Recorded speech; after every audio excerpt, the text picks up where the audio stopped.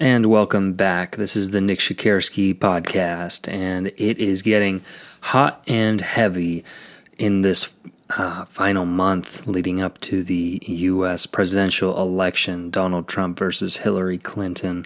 And it really is getting hotter and heavier than perhaps at any point in recent American history, maybe even going back, I don't know, I can't think of any other more contentious elections. Of course, I'm not old enough to remember earlier than the 90s, but I am a aspiring historian. I've done my research, and I think what we have coming down between Hillary and Donald Trump is really an era and civilizational defining moment, unlike one that we've seen perhaps in all of American history, short of the Civil War, and even that didn't fundamentally change America into something qualitatively different than it was. What we have now is really a dramatic clash between the two candidates, between two dramatically different visions of America. We have Hillary's America, which is a highly socialistic, centrally planned, government-controlled continuation of what Barack Obama has already done to the United States, and he's thoroughly done tons of damage to this country, in my humble opinion. And this isn't something I'm just throwing out there lightly. I've been closely watching American politics for the last 15 years of my life, basically since September 11th. And what Obama has done to stoke racial strife in this country, to dramatically dampen our economic growth through Obamacare, all kinds of other regulations, his very anti-American rhetoric, really. This is the strange irony that maybe it's hard for people to understand outside of the U.S., but Barack Obama is an anti-American president. He really does have hate in his heart for what America was founded as and what it developed as through the middle of the 20th century.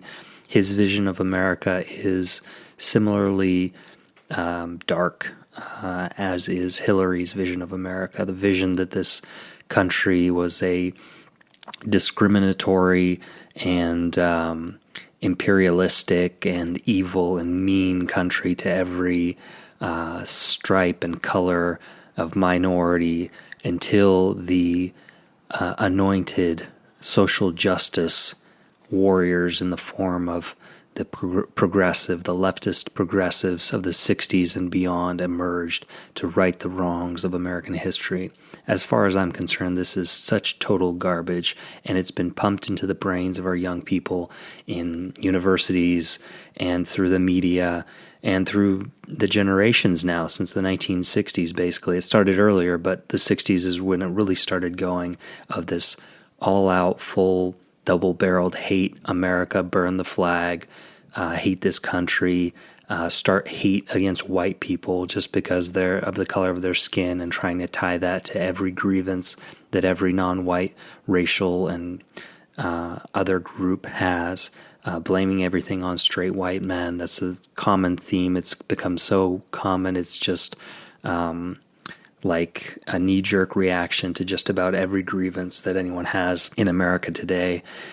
And the America that Trump represents is a direct refutation of this 50 years of liberal progressive hate America brainwashing that's been going on.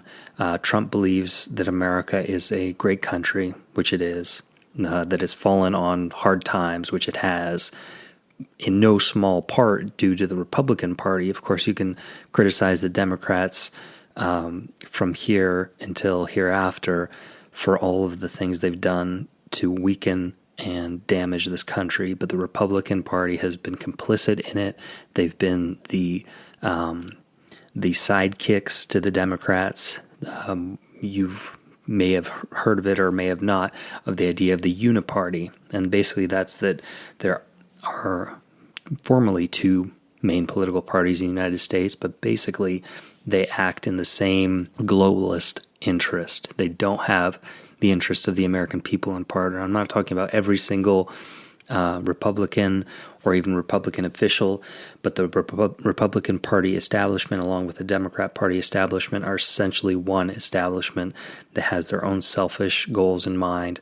They have more in common with internationalist bankers, financiers, political leaders, media people, academics across the globe. They have more in common with them than they do with their own neighbors next door, their own constituents, the people they're supposed to represent, the people who actually believe in the U.S. Constitution and that its principles and spirit should be adhered to. Donald Trump represents hope for the future, hope that America can be great again. And I think his slogan is totally accurate and very powerful, because America, you can say, leading up to the time when we landed on the moon, that was probably the peak of American civilization. And even though we've come far technologically since then, we've developed all kinds of things, it's not what it was. That fighting spirit of pushing the boundaries is gone. What we have now is a highly antiseptic and politically correct and dehumanized society. And I know better than just about anyone else, having lived and worked in the San Francisco Bay Area, which is the most far-left progressive area in the United States. And I worked at Stanford University, which is a hotbed, you can say a petri dish, for social justice warriors and for hardcore political correctness and progressivism. America can do better, and it will do better if it elects Donald Trump as president. It's going to be a very harsh medicine, but a totally necessary one. I, for one, totally support Donald Trump for president. I will be voting for him, even though in California it's all but certain that he won't win the state, but I'm sure as hell going to vote for the man who I think is the one candidate in my lifetime, one major political party candidate in my lifetime who really embodies the values that I believe in, the values of having a strong nation, a nation that is demographically intact. And yes, it's true, you can't just import everyone in from the world, especially the third world, and expect it to remain America. I want a country that's going to have a powerful economy. It's going to have a military that's going to be smart and not just intervene all over the world, go into Iraq or Afghanistan or Libya or Syria or all these other places and basically just create huge problems for the United States economically, militarily, geopolitically, antagonize Russia. The last thing the world needs is a conflict between the U.S. and Russia. And Trump is facing more than just Hillary Clinton. His primary opponent, I would say, is the mass media of the United States, which has thrown everything they could at the man, and he's still standing. And according to polls, he's even up ahead of Hillary Clinton, based most recently on his stellar debate performance in the second presidential debate, where he basically let loose and took the handcuffs off. I think his advisors and people around him had cautioned him not to be too aggressive, to try to appear quote-unquote presidential, as if, there's some or a common definition of what presidential means. For me, presidential means someone who's going to defend their country no matter what. And Trump is the only guy in a long time that I can remember who's come along to do that. So he's not only fighting against Hillary Clinton, but against the mass media. The mass media is the entire entity that's composed of major television stations, newspapers, websites, social media, especially Twitter, Facebook, all these things. And it's all generated hate and disdain against Trump. Of course, there's a powerful alt-right, pro-Trump movement, but that's still the minority. The majority of what people hear, if they open a newspaper or turn on the TV or turn on the radio, is just a steady stream of anti-Trump brainwashing, propaganda, hate. And I'm putting it as bluntly as I can because it's very clear to me. This is something I've been observing for years, and as far as this election goes, for very, very closely for the past year and a half or so since Trump has gotten in.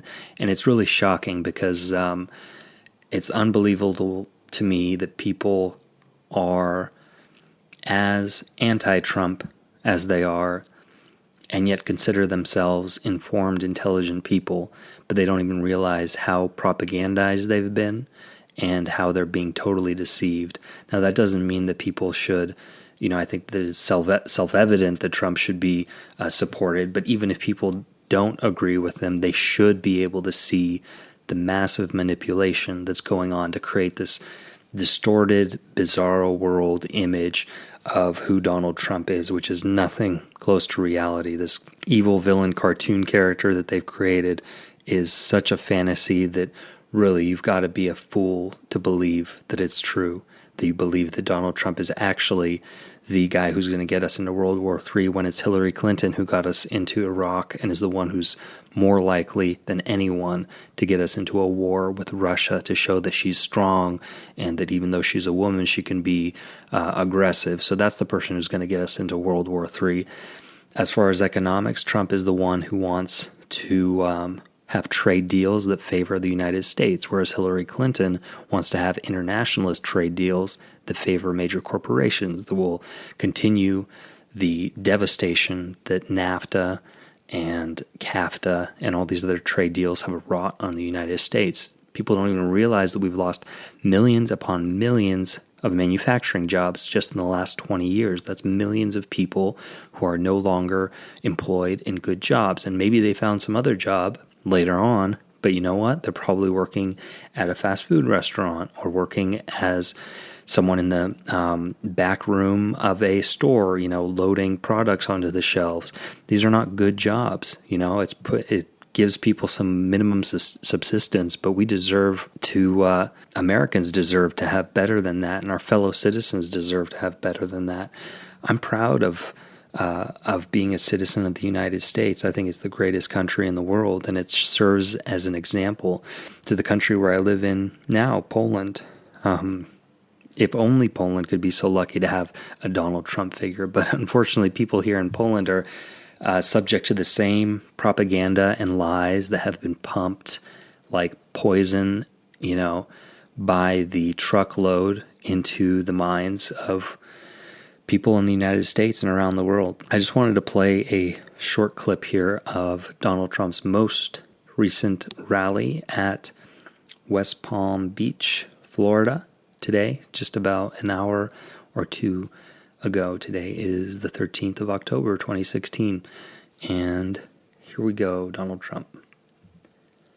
This is a struggle for the survival of our nation, believe me. And this will be our last chance to save it on November 8th. Remember that. This election will determine whether we're a free nation or whether we have only the illusion of democracy, but are in fact controlled by a small handful of global special interests rigging the system, and our system is rigged. This is reality. You know it, they know it, I know it, and pretty much the whole world knows it. The establishment and their media enablers wield control over this nation through means that are very well known. Anyone who challenges their control is deemed a sexist, a racist, a xenophobe, and morally deformed. They will attack you. They will slander you. They will seek to destroy your career and your family. They will seek to destroy everything about you, including your reputation. They will lie, and then again, they will do worse than that. They will do whatever's necessary. The Clintons are criminals. Remember that. They're criminals.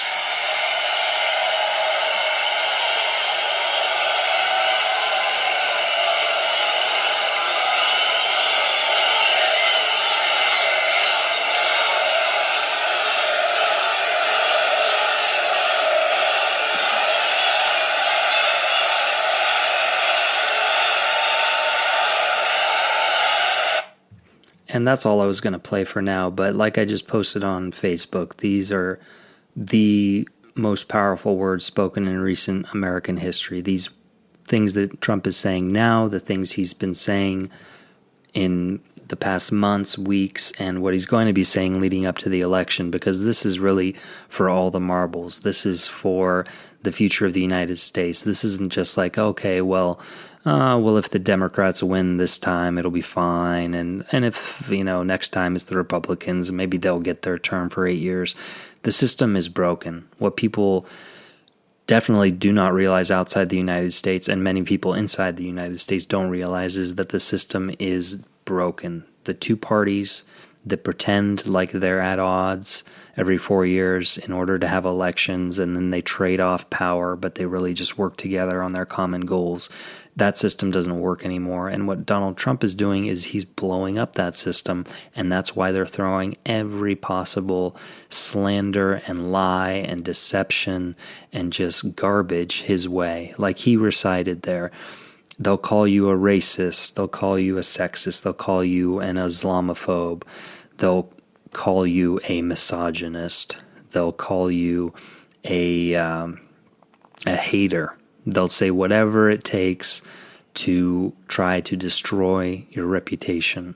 And the reality is that what Donald Trump represents is not a danger to the United States or the world. What it is a danger to a very narrow sliver of establishment elites, internationalists who do not have love for any nation. They only have love for themselves and their own progressive, politically correct ideology that is the most destructive force in society today. Societies outside of the West that, have their own issues should feel blessed for not having political correctness as one of those issues, because this is really a dehumanizing, intellectually corrosive force that forces people to self-censor or to just become the most mindless drones that you can imagine.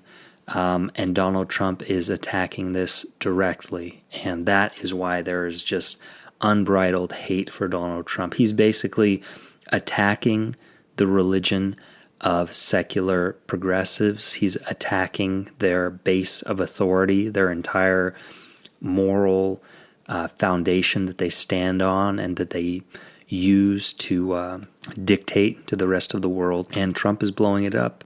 So that is why I am going to be voting for Donald Trump on November 8th, and I would urge you to do so as well. And if you're not an American citizen and you don't have the ability to vote, I urge you to just learn more about Donald Trump and the revolution that he represents. I'll be writing about this in an upcoming article for the Freedom Institute Bulletin. The Freedom Institute is a think tank here in Warsaw that I collaborate with, and that will be the subject of a coming bulletin, is the Middle American Revolution, which is the underlying force that's behind what's happening with Donald Trump. That's another thing that people don't understand, that Donald Trump isn't just a spontaneous movement that came out of nowhere. He is tapping into a political force that's been growing in the United States since the 1970s. It's known as the Middle, or the people associated with it are known as the Middle American Radicals, MARS. They are mostly blue-collar, white, working-class people who feel dispossessed from their heritage, from their jobs, literally when their manufacturing jobs have been stolen over the last 40, 50 years and sent to China, Mexico, and everywhere else but America. They've had their culture and language stolen from them by the politically correct, progressive language police, the people who destroy people's lives if they don't toe the party line, if you don't support gay marriage, if you don't support affirmative action, if you don't support the Black Lives Matter terrorist organization that supports the killing of cops. If you oppose them, you're considered a racist and a hater, even if you're black. Yeah, they'll go to that extreme. If you're black and you're not a leftist, then you're considered a race traitor and you're an enemy. So these are the kinds of intellectual backflips that these people will make to justify their deplorable attacks against Americans. And yes, I think that's worth mentioning there. Hillary Clinton called half of Donald Trump supporters, she said that half could go into her basket of deplorables, that these people are irredeemable. And then, of course, she backtracked and said, oh, well, she didn't really mean that. But yes, she did mean that. And she very conveniently recited the litany of slanders against normal, hardworking people, calling them racist, xenophobes, sexist, haters. This is the left. This is the left, and Hillary Clinton is their high priestess. She's the one who's going to enact hate speech, quote unquote, laws. They're going to criminalize freedom of speech in the United States. It's already happening. You don't have freedom of speech on college campuses. You can be censored. You can have your speeches censored and attacked, like the case of Milo Yiannopoulos, who's been giving speeches on American college campuses. You can have speakers disinvited or never have their invitations accepted. You can be sent to diversity departments to get a diversity re-education if you say something that somebody finds offensive in any way. This is the thought police. This is 1984, George Orwell's dystopian vision of the future coming into reality.